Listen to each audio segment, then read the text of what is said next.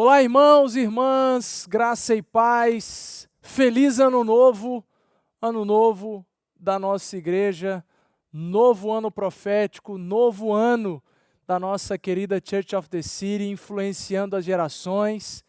Meus irmãos, que alegria! Deus tem muita coisa boa para fazer na nossa vida ao longo desse ano. Eu queria que você gerasse expectativas para esse tempo que Deus vai fazer grandes ajustes, não só na minha vida, mas certamente também na sua, para que a gente chegue nos lugares que Deus quer que a gente chegue como igreja local. É muito maravilhoso ver que Deus tem cuidado de nós, tem pegado na nossa mão e tem nos conduzido, tem nos levado para os lugares que Ele quer. Hoje nós vamos conversar sobre um chamado para todos, alguma coisa que Deus tem para mim e tem para você, independente de você, de onde você está na sua relação com Deus. E antes de ler o texto de Mateus, eu quero convidar você a orar comigo, pedindo a unção, pedindo a direção, pedindo a clareza do Espírito Santo para que Ele fale conosco através da sua poderosa palavra. Vamos orar juntos? Senhor Deus, eu agradeço ao Senhor pela sua presença, pelo seu cuidado, pelas maravilhas que o Senhor tem feito no nosso meio. Pai, são tantas as bênçãos, é tanto o favor do Senhor, é tanta misericórdia, que a gente só tem a dizer muitíssimo obrigado, Pai. Continua, Senhor Deus, conosco ao longo desse novo ano que se iniciou no domingo, o ano da nossa igreja que é influenciando as gerações. Pai, que no nome de Jesus, seja mesmo o Teu Espírito Santo quem nos ajude a ser diligentes, que a gente esteja com os nossos sentidos abertos e sensíveis para ouvir do Senhor.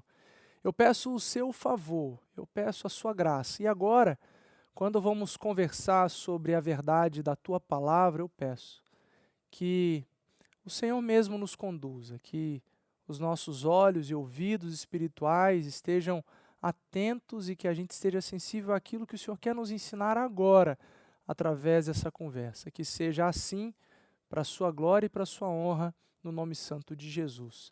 Amém. Amém. Irmãos, Mateus 28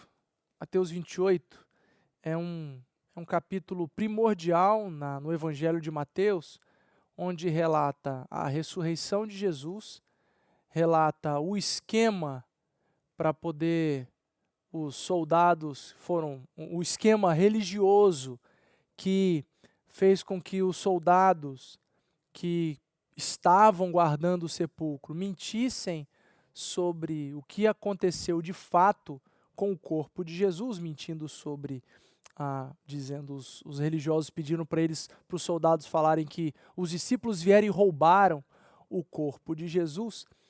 E logo em seguida vem a chamada Grande Comissão. E eu vou conversar com vocês sobre esse texto agora. Só que eu quero que você tenha muita atenção. Se você puder abrir a sua Bíblia, ou acessar a sua Bíblia, ou fazer alguma coisa para ter contato com a Bíblia, é importante, porque é ela quem nos dá o chão para a gente pisar. É através da Bíblia. Eu não quero jamais que você fique gravado com as minhas palavras. Não, porque não é sobre o que eu falo, é sobre o que a Bíblia diz. Ela é a palavra de Deus, eu não sou a palavra de Deus. Eu transmito da palavra de Deus, então sempre vá para a Bíblia. E falando de Bíblia, no domingo que vem, a gente já vai lançar um novo circuito bíblico e já a partir do dia 18 de setembro a gente começa o novo circuito bíblico da nossa igreja, agora estudando toda a Bíblia, lendo toda a Bíblia em ordem cronológica. Vai ser fantástico, vai ser demais, e eu queria que você também gerasse expectativa para isso. Então vamos lá, Mateus capítulo 28, a partir do versículo 16, um chamado para todos. Olha o que diz a Sagrada Escritura. Os 11 discípulos foram para a Galileia, para o monte que Jesus lhes indicara. Lembrando que no início do capítulo 28, Jesus ressurgiu, as mulheres que chegaram ao sepulcro viram que ele estava vazio, os anjos se encontraram com elas, mostraram o sepulcro vazio para elas e falaram para ela, volte lá e fale com os discípulos para irem para Galileia, que o Senhor ressurreto vai se encontrar com vocês lá. Então elas, a caminho da volta, a caminho dos discípulos, a caminho de dar essa notícia para os discípulos, Jesus se encontra com elas e reforça a mesma coisa. Jesus fala, oi, sou eu, e fala, olha, vão para Galileia que lá eu vou me encontrar com vocês. Sai de um lugar onde eles estavam e vão para outro lugar.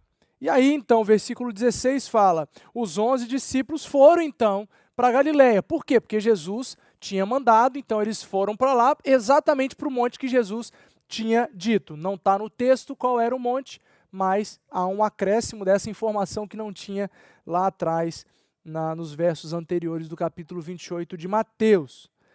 Então, foram para Galiléia. 17. Quando o viram, quem? Os discípulos. Quando viram Jesus. Quando você está lendo, você saiba que é isso aqui.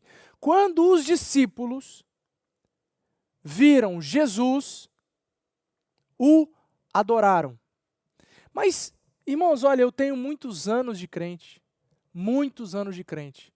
Não sei se você já tinha reparado o que está escrito aqui, mas eu vou falar para você que eu não tinha reparado. Passou pelos meus olhos por muitos anos.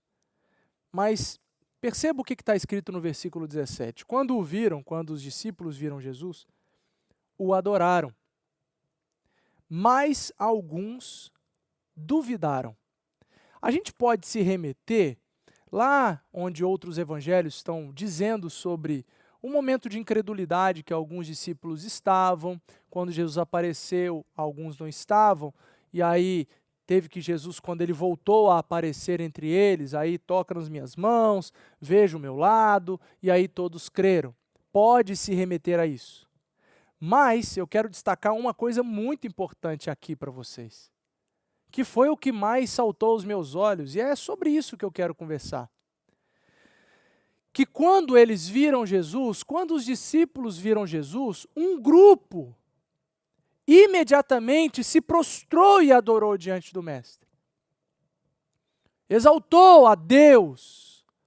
Jesus Cristo foi adorado naquele momento, mas outros simplesmente duvidaram. E nesse processo de dúvida, eu imagino que eles ficaram ali parados, ficaram estáticos, enquanto viam alguns se prostrando e adorando o Mestre, ou aquele ser que eles duvidavam na cabeça deles, estes ficaram parados, olhando o que estava acontecendo. Só que o texto não acaba aqui, mas essa é uma informação importante. Então segura ela, que eu vou usá-la daqui a pouco para a gente poder aplicar a verdade sobre o chamado, esse chamado que Deus tem para cada um de nós. Versículo 18 começa então o texto clássico da Grande Comissão, onde a maioria das pessoas lê a partir daqui a Grande Comissão. Então Jesus aproximou-se deles e disse, foi-me dada toda a autoridade nos céus e na terra. O que Jesus está tentando dizer aqui, e está dizendo de fato, é que quem ele era. Porque de fato já havia recebido do Pai toda a autoridade para ser quem era. Então foi dada a ele a autoridade sobre a vida, sobre a morte, sobre os céus, sobre a terra, sobre todo e qualquer ser humano, sobre toda e qualquer criatura, coisa criada, foi-me dada toda a autoridade. Então sim, sou eu venci a morte. Porque foi-me dada toda a autoridade sobre a vida e sobre a morte. Eu sou autoridade sobre todas as coisas. Então, porque eu sou autoridade, aqui estou eu.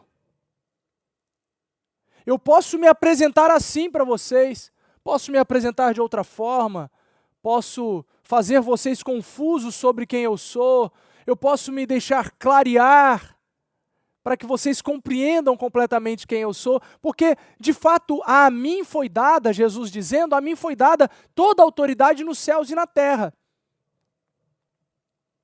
Jesus está dizendo para aqueles que estavam adorando a Jesus e para aqueles que estavam duvidando sobre quem ele era, que não importa o seu sentimento, não importa a sua atitude, não importa o que você pensa sobre ele, o que você acredita sobre ele, não importa quem você é, foi dada a Jesus toda a autoridade no céu e na terra. Então Jesus, ele não é, ouça bem o que eu estou dizendo, Jesus não é aquela pessoa, aquele Deus, pessoa, que fica correndo atrás de você, implorando o seu favor, para que você dê uma chance para Ele, para que Ele entre na sua vida e faça morada e que transforme o seu coração. De jeito nenhum. Jesus é Deus, Ele é toda a autoridade, Ele é o Rei dos Reis, Ele é o Senhor dos Senhores, Ele é o Messias que viria, é aquele que voltará e levará a sua igreja. Ele é toda a autoridade e foi dada a Ele a autoridade nos céus e na terra. Ele é o mestre, Ele é o Rei. Então, não dá para pintar um Jesus, não dá para desenhar, apresentar um Jesus para você que seja esse Jesus que estão tentando vender em algumas igrejas, para você dar uma chance para Ele.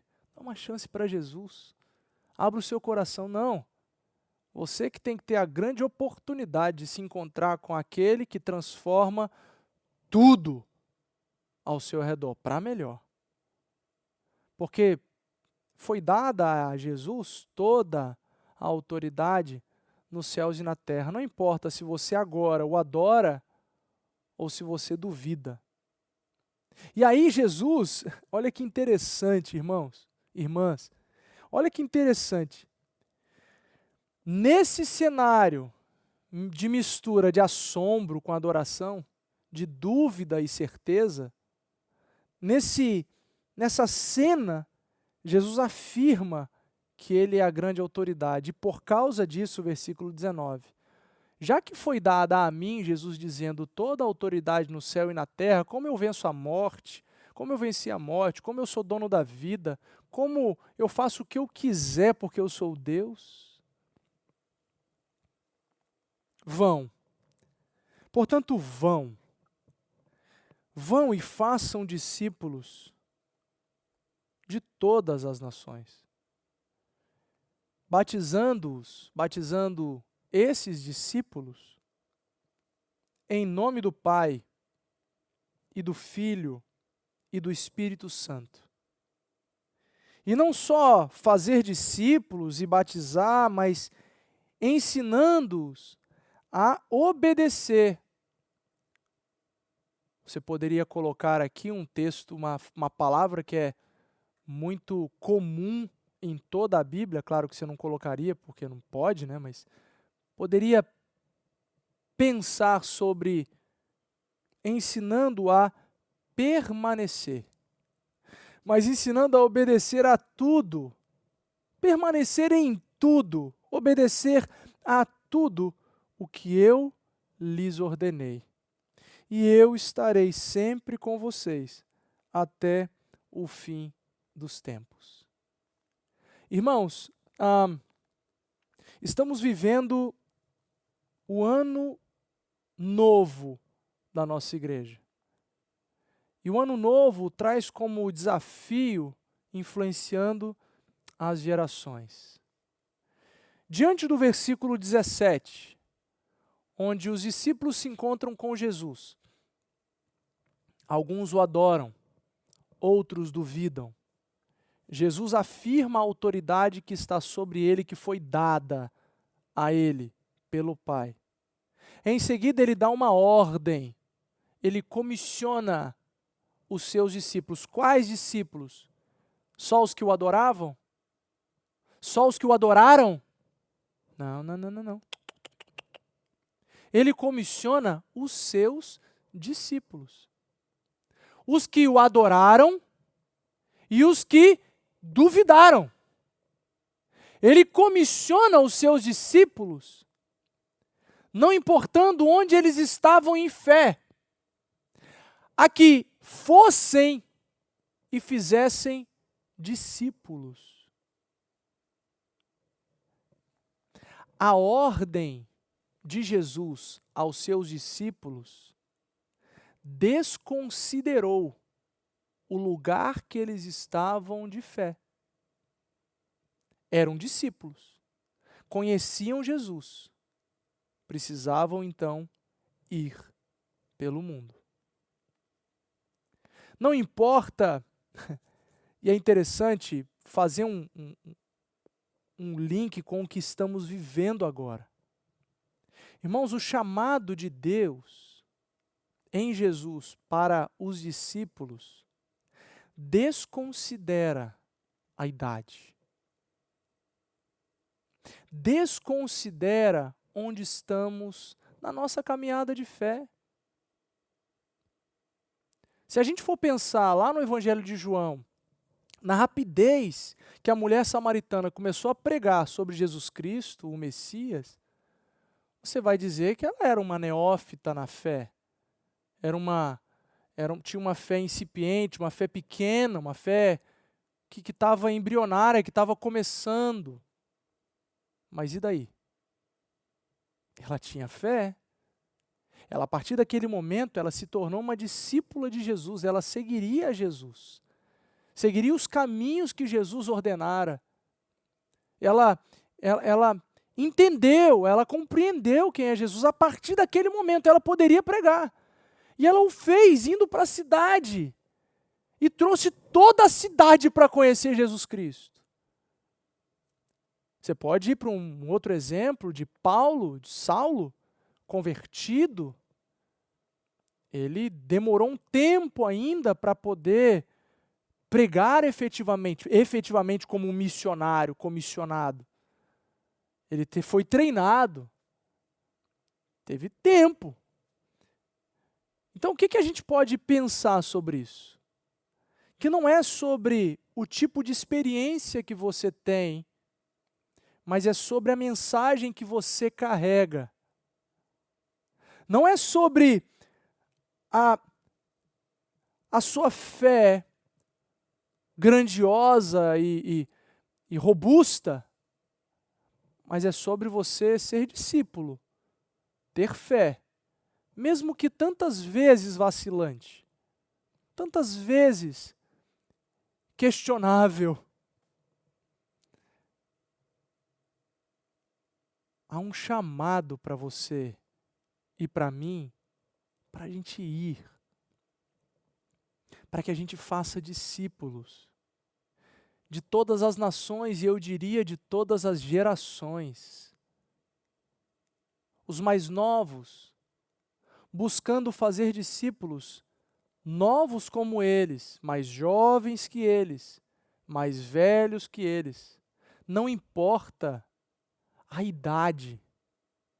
Onde eu vou, o que eu faço, objetiva-se, tem como foco fazer discípulos de todas as nações, de todas as gerações, de todo tipo de gosto, de todo tipo de hábitos, ir e fazer discípulos. O chamado de fazer discípulos é para aqueles que estão ajoelhados, prostrados diante de Jesus, adorando, cheios de fé e fortalecidos por aquilo que creem. Mas é também um chamado para aqueles discípulos que têm uma fé que não está lá essas coisas, mas que ama a Jesus, que conhece Jesus, que está caminhando com Jesus, que tem experiência com Jesus. Jesus, ele viu dos discípulos aqueles que o adoraram. Jesus também viu e sabia aqueles que duvidaram. Em seguida, ele não chamou atenção para um nem para outro. Jesus falou o seguinte para ambos: foi-me dada autoridade nos céus e na terra, vão e cumpram a missão de vocês, cumpram o propósito de vocês, que é fazer discípulos. Irmãos, nós não podemos viver uma igreja, sermos igreja, que estão buscando edificar a igreja. Não podemos, porque essa é uma atribuição apenas de Jesus Cristo, que disse que Ele edificaria a sua igreja, Ele mesmo. Nós não podemos, em desobediência a Jesus, buscar edificar a igreja com programas, com projetos, com luzes, com shows, com discursos, com estética. A igreja que sou eu e você, a minha geração, a sua geração, as outras gerações, precisam estar convictas de que o nosso chamado por Jesus Cristo, nós, discípulos de Jesus, é para que façamos discípulos. Não para que a gente faça igreja, que a gente edifique a igreja. A gente vive juntos como igreja.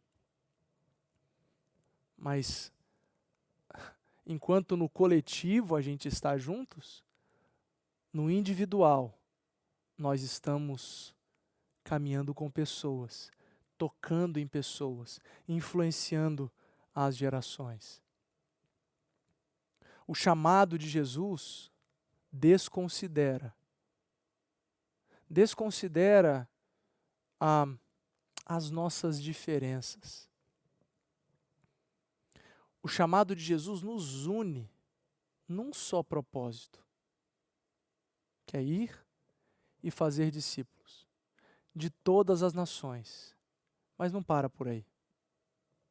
É fazer discípulos, é batizar esses discípulos e é ensinar esses discípulos a guardar tudo o que Jesus mandou. Não é sobre pregar as 4 leis espirituais e as pessoas levantarem a mão, aceitarem Jesus, fazerem oração de entrega, não é só sobre isso. Isso é muito bom, isso é maravilhoso, isso é um grande passo, isso é uma maravilha, na verdade. Mas não para por aí, sabe por quê? Porque a minha singela percepção, a minha talvez pequena percepção, é que ao longo da história a gente ficou muito feliz em as pessoas levantarem a mão e aceitarem Jesus. E a gente tem pecado no fazer discípulos, formar pessoas. Eu formando alguém, eu contribuindo para o crescimento daquele ser humano que tem nome e sobrenome, daquela pessoa que eu vou investir a minha vida. Eu vou dar do que eu tenho. Eu vou partilhar da palavra. Eu vou orar com essa pessoa, eu vou me colocar à disposição dela. Entende? E aí a gente ficou com igrejas muito grandes e cheias, mas com poucas pessoas se comprometendo a formar discípulos, batizar essas pessoas e ainda ajudá-las a permanecer. Precisa ajudar a permanecer, pessoal. Irmãos, ei, presta atenção, deixa eu te falar um negócio. Você tem que estar do lado ainda. É preciso estar ao lado. Não é para sempre? Claro que não, porque as pessoas precisam amadurecer. O chamado ao discipulado, ele é cíclico. Eu faço discípulos, batizo e ensino a guardar. Essa pessoa está pronta para fazer discípulos, para ensinar a guardar. Batizar e ensinar a guardar. E aí vai. E aí a gente sempre fica nesse ciclo de formação de discipulado, de formação de discípulos, nesse ciclo de discipulado. O chamado de Jesus nos nivela como num lugar só. Todos nós somos iguais para cumprir o ID de Jesus Cristo. Como a gente está no ano de influenciar as gerações, eu quero dizer para você que se você é mais velho, por favor, Faça discípulos. Em nome de Jesus, você tem esse chamado. Esse chamado de Jesus é para você, não importa onde está a sua fé. Faça discípulos, invista na vida de alguém.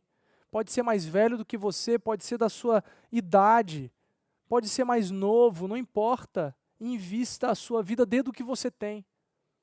Se você é mais jovem, faça o mesmo. Não importa a sua geração. Não importa onde você está. Não existe...